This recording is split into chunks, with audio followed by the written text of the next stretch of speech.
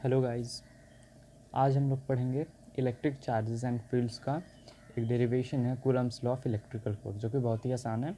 Electrostatic branch का है, electrostatic branch का। तो इलेक्ट्रोस्टैटिक सबसे पहले किसको कहेंगे? The branch of physics which deals with charge at rest.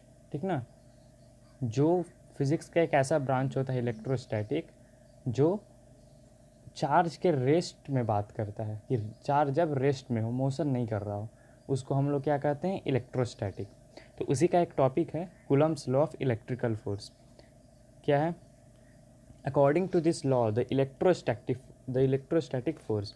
एक और चीज़ आया बीच में, इलेक्ट्रोस्टैटिक फोर्स।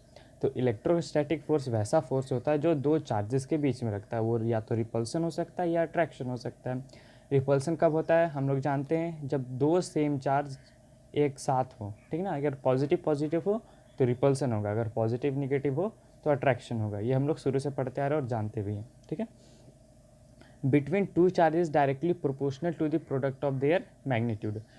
इलेक्ट्रोस्टैटिक फोर्स वैसा फोर्स होता है जो दो चार्जों के बीच में लग रहा हो। ठीक है, ये हम लोग जान गए। लेकिन उसके प्रोडक्ट के मैग्नीट्यूड जो है वो डायरेक्टली प्रोपोर्शनल होना चाहिए। किसके? इलेक्ट्रोस्टैटिक फोर्स के। ठीक ना, डायरेक्टली प्रोपोर्शनल कहने का मेरा मतलब है कि डायरेक्टली प्रोपोर्शनल का क्या मतलब है? जैसे जैसे हम एक वैल्यू बढ़ाते हैं दूसरा बढ़ते जाता है अपने आप। जैसे जैसे हम मैग्नीट्यूड इसका बढ़ाएंगे वैसे वैसे इसका इलेक्ट्रोस्टैटिक फोर्स बढ़ते जाएगा। ठीक ना, और and inverse proportional to the square of distance between them. और उसके जो बीच का डिस्टेंस होता है, हम अभी अच्छा से समझाएंगे, मैं बढ़िया से समझाऊंगा अभी, उसके स्क्वायर के बराबर होता है। ठीक है, अब आपको हम आगे प्रूव करके दिखाते हैं। ठीक ना, जैसे ये एक पॉजिटिव चार्ज है, ये एक पॉजिटिव, जैसा कि अभी हम लोग बात किए कि दो रेस्ट चार्ज के का स्टडी होता है इलेक्ट्रोस्टैटिक। ठीक ना, इस पे कुछ फोर्स तो लगेगा ही, F21 लगेगा Q2 चार्ज के कारण, और इस पे भी कुछ फोर्स लगेगा, F12 लगेगा Q1 चार्ज के कारण। और जैसा कि हम लोग अभी ऊपर स्टेटमेंट में पढ़ें कि दोनों का बीच का डिस्टेंस R होगा। ठीक है, अब नेक्स्ट आगे हम लोग इसका देखते हैं। जैसा कि स्टेटमेंट बोला वैसे ही केवल लिखते जाना है, सारा प्रूव हो जाएगा। पहला स्टेटमेंट क्या बोला? Is directly proportional to the product of their magnitude. लिख लेते हैं, उसमें क्या है? प्रोडक्ट ऑफ देयर मैग्नीट्यूड, इसका मैग्नीट्यूड क्या है? Q1 and Q2, and inversely proportional to the square of distance between them. Distance को हम लोग क्या माने हैं? R माने हैं, तो उसको R स्क्वायर लिख सकते हैं आप, एक्स स्क्वायर A मानिए, इट डजेंट मैटर। ठीक है, चलिए from equation first and second, from equation first and second. ठीक है, क्या हो सकता है? F is directly proportional to magnitude of their charges and inversely proportional to square of distance between them. दोनों एक साथ लिखा गया।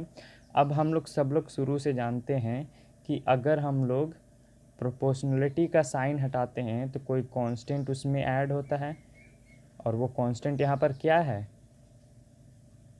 कांस्टेंट यहाँ पर है 1/4πε0, जिसका वैल्यू होता है 9 इंटू 10⁹, सॉरी आप लोग को नहीं दिख रहा था, न्यूटन मीटर स्क्वायर कूलम पर स्क्वायर।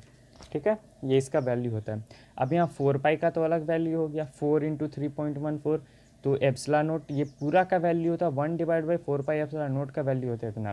केवल एप्सिलॉन नोट का वैल्यू होता है 8.854 इंटू 10⁻⁻12 कूलम स्क्वायर न्यूटन पर मीटर पर स्क्वायर।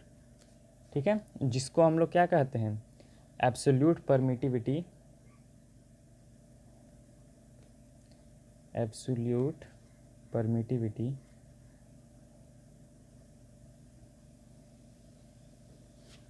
Of free space. ठीक है, अब यहाँ से तो हम लोग प्रूफ कर सकते हैं कि के जगह ये वैल्यू रख दीजिए, हो गया हम लोग का electrostatic force, Coulomb's law of electrical force आ गया हम लोग का। 4πε0 Q1 Q2 by R square. तो ये था हम लोग का Coulombic law of electrical force, जो कि बहुत ही आसान था। इसके आगे और भी डेरिवेशंस है बहुत सारे इस चैप्टर में, वो हम लोग नेक्स्ट वीडियो में देखेंगे। Thank you.